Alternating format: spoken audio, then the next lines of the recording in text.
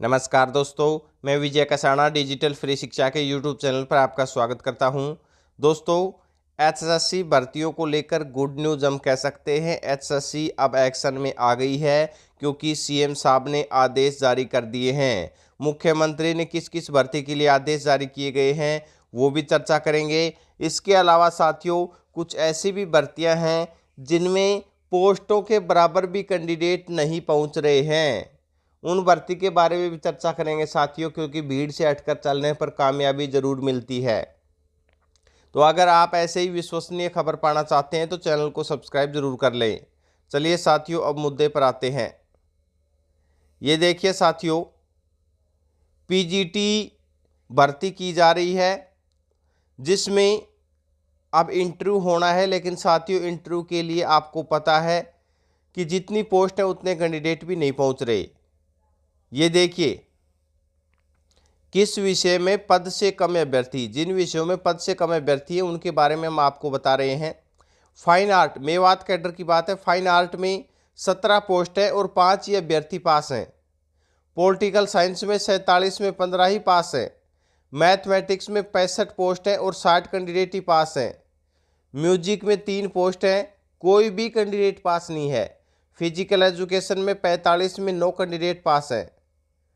Music जो Haryana cadre की बात की जा रही है, हरियाणा कैडर में म्यूजिक में 80 में से 22 कैंडिडेट ही पास हैं। फिजिकल एजुकेशन में 680 पोस्ट हैं जिसमें 318 कैंडिडेट हैं। पॉलिटिकल साइंस में 240 में 227 कैंडिडेट हैं। यानी कि साथियों पोस्टें ज़्यादा हैं और कैंडिडेट कम है। ये है कंपटीशन का हाल।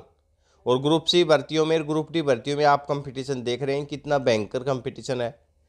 इसके अलावा साथियों, ग्रुप सी भर्ती वाले कैंडिडेटों को मिली मायूसी, ये खबर साथियों जो पहले की है वो बताई गई है। और युवा मांग कर रहे हैं कि ग्रुप डी का अब पेपर, यानी कि ग्रुप डी सीटी हो गया है तो पहले ग्रुप सी की भर्ती अगर करवा दी जाए तो साथियों ग्रुप डी के पद खाली नहीं रहेंगे। इसके अलावा साथियों, सीएम साहब ने क्या एक्शन लिया है और क्या आदेश जारी किया है, ये देखिए। उचाना के एक युवक द्वारा लाइब्रेरी संबंधी मांग रखे जाने पर सीएम साहब ने 5 लाख रुपए देने की घोषणा की।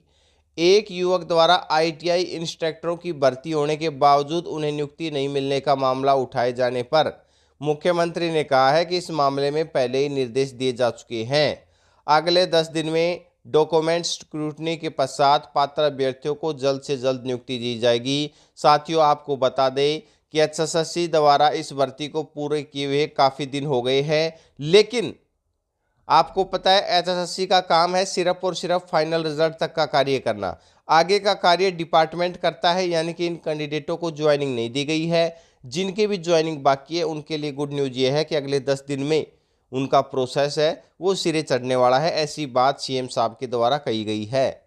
इसके साथ ही उन्होंने कहा कि हरियाणा प्रदेश में 9 सालों में, ये साथियों ये बातें तो आपको पता ही है कि योग्यता के आधार पर भर्ती की बातें वो कर रहे हैं।